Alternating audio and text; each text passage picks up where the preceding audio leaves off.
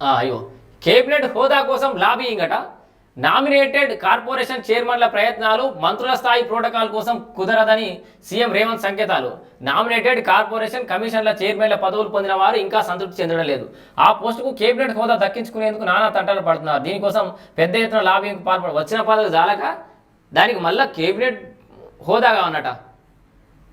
BRS ప్రభుత్వంలో nominated corporation పదవులకు cabinet హోదా ఉండేదని, ఇప్పుడు లేకపోవడంతో అధికారులు తమకు సరైన గుర్తింపు ఇవ్వడం లేదని పెదవి విరుస్తున్నారు. మంచి పని ఏం కాదు, సర్వనాశనం చేసిరు దరిద్రులు గత ప్రభుత్వం. గీలకు కార్పొరేషన్లకు నామినేటెడ్ పదవులకు కూడా కేబినెట్ హోదా కల్పించడం ద్వారా అనేక మంది పెద్ద రుబాబులు చేసిరు. ఇప్పుడట మళ్ళీ కావాలని లాబింగ్ చేస్తున్నట. అలవాటు పడడం మంచిగా కేబినెట్ హోదాలకు, గన్మెన్లకు, కథా కార్ఖానకి ఎంజాయ్ అయినాయి మంచి అలవాటు పడ్డాం 10 ఏళ్ళ. వ్యవస్థలన్నీ నిర్వీర్యం అయిపోయినాయి ఈ 10 ఏళ్ళ. ఇప్పుడు అందరికి వాస్తవానికి గందరగోళ పరిస్థితులు ఆగమాగం ఎందుకు అవుతుందని తెలుసా? మొన్నటి దాకా బాగా అనుభవించి ఒక్కసారి మన భ్రమలన్నీ తొలిగిపోయే వరకులా ఆగమవుతారు అంతే. కార్పొరేషన్ పదవిలో కేబినెట్ హోదా ఉండేదని, ఇప్పుడు లేకపోవడంతో అధికారులు తమకు సరైన గుర్తింపు ఇవ్వడం లేదని పెద్ద విరుస్తున్నారు. అదే విషయాన్ని పలువురు సీఎం రేవంత్ వద్ద ప్రస్తావిస్తూ కేబినెట్ హోదా ఇప్పించాలని రిక్వెస్ట్ చేసినట్టు ప్రచారంలో ఉంది. అందులో రాష్ట్ర స్థాయి కార్పొరేషన్ చైర్మన్లు, కమిషన్ల చైర్మన్లు, రాజ్యాంగ హోదాలో సంస్థల అధిపతులు ఉన్నట్లు తెలుస్తుంది. కొందరైతే ఏకంగా ఢిల్లీ స్థాయిలో పైరవీలు చేయగా, మరికొందరు గతంలో పార్టీ ఇన్ఛార్జిగా పనిచేసిన వారి నుంచి లాబింగ్ చేసినట్టు ఆరోపణలు ఉన్నాయి. కేబినెట్ హోదా అంటే మంత్రులతో సమానంగా ఇతర లీడర్లకు గౌరవ మర్యాదలు అందించడమే కేబినెట్ హోదా. జిల్లాలకు వెళ్తే కాన్వాయ్ వెంట రావడం, జిల్లా సరిహద్దులకు వెళ్ళగానే ఆయా జిల్లాల ఉన్నతాధికారులు వచ్చి అధికార లాంఛనాలతో వెల్కమ్ చెప్పడం చేస్తుంటారు. ఆయన ఆ జిల్లా నుంచి వెళ్ళేంత వరకు చుట్టూ అధికారులు ఫాలో అవుతుంటారు. అవసరమా ఇదంతా? ఇవ్వని పని.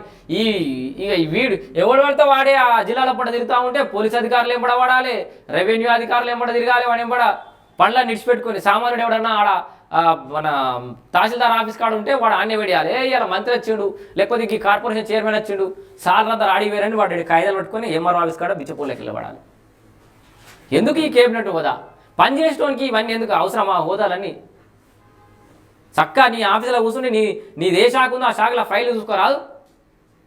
నిన్నెవడు చంపుతాడు, పొడతాడు, నీ ఎంబడబడతాడు, పెద్ద తోపు అని తురుము అని. నీ పని నువ్వు చూసుకోక ఆ గోదాములు ఎంబడబడి తిరిగి, పొలాలు ఎంబడబడి తిరుగురి, పని చేసుకోరా ఆయన. ఈ పవర్ ఏందో. ఆయన ఆ జిల్లా నుంచి వెళ్ళేంత వరకు చుట్టూ అధికారులు ఫాలో అవుతుంటారు. ఒక్కసారి ఆ హోదా వస్తే తలనెత్తికెక్కుతుంది అంతే, ఏం లేదు ఆ హోదా వస్తే. రీల్స్ కోసమా? మనిషి మంచిగా అయిపోయింది. రీల్స్ అట, రీల్స్ కోసమే వీళ్ళ తంటాలన్నీ. అనుభవించిన లీడర్లు సడన్గా ఆ పదవి పోతే జీర్ణించుకోవడానికి చాలా సమయం పడుతుంది. అందుకే అవకాశం ఉండని రోజులు కేబినెట్ హోదాలో ఎంజాయ్ చేయాలని చూస్తుంటారు.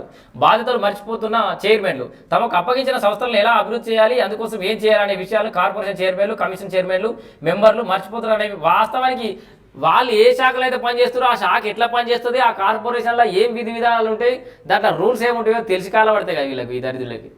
పార్టీ జెండాలు మోచి లేకపోతే జోకి లాబింగ్ చేసి పదవులు తెచ్చుకుని చెప్తే దాంట్లో ఏ పరిస్థితి లేని మార్పులు ఎందుకు వస్తలేవు? ఇన్ని ప్రభుత్వాలు మారినా కార్పొరేషన్లలో మార్పులు ఎందుకు వస్తలేవు? ఏ కార్పొరేషన్ బాగా అభివృద్ధి చెందింది?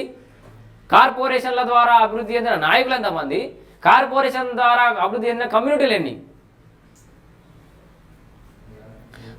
అందుకోసం ఏం చేయాలి అనే విషయాలు కార్పొరేషన్ చైర్మన్లు, కమిషన్లు, మెంబర్లు మర్చిపోతున్నారు విమర్శలు.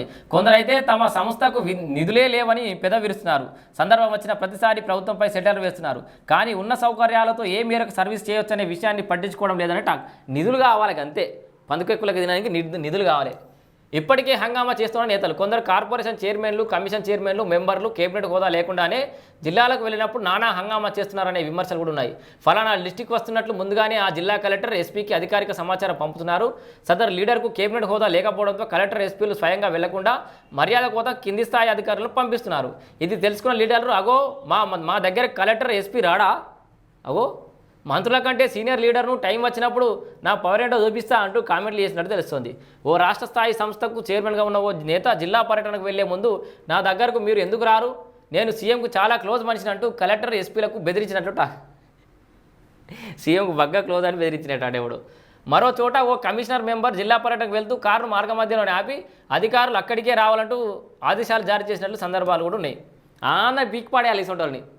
వాడు పెద్ద ఉరగబెట్టేది ఏమి ఉండదు. అలా కార్లో తిరిగి డీజిల్ పక్క అన్ని బండ్లు ఎందుకురా బుజ్జి అనేది సినిమాలు ఉంటుంది చూడు, అట్లా ఉంటుంది వీళ్ళ కథ.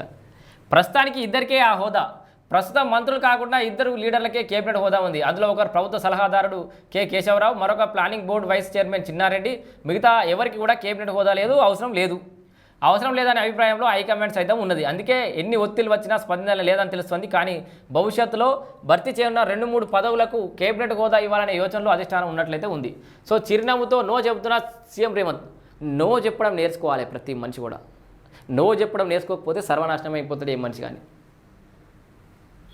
కేబినెట్ హోదా కోసం సందర్భం వచ్చిన ప్రతిసారి కొందరు లీడర్లు సీఎం రేవంత్ వద్ద అదే పనిగా ప్రస్తావిస్తున్నట్లు విమర్శలున్నాయి. ఆ అంశం ప్రస్తావనకు వచ్చిన కొత్తలో చూద్దామనే తీరుగా ఆన్సర్ ఇచ్చేవారని టాక్. కానీ మళ్ళీ కలిసినప్పుడు అదే అంశం గురించి మాట్లాడితే సాధ్యం కాదని చెప్పకుండా చిరునవ్వు నవ్వి మౌనంగా ఉంటున్నట్లు తెలుస్తోంది. దీంతో ఆయన అంశాన్ని ఇక ప్రస్తావించొద్దనే తీరుగా సమాధానం ఇస్తున్నట్టు ఆ సమయంలో అక్కడికి ప్రత్యక్షంగా ఉన్న లీడర్లు అభిప్రాయపడుతున్నారు. మొత్తంగా కేబినెట్ హోదా కోసం లాబింగ్ అనే ఒక వార్తను కూడా చూడొచ్చు. మనం లాబింగ్లు చేసుకునే బతకాలి బిడ్డ, మనం పని చేసుకొని బతుకుతామా? లాబింగ్లు చేసుకోవాలి, వాడిని వీడిని బెదిరించాలి, అధికారులు మనం చెప్పినట్టు వినాలి.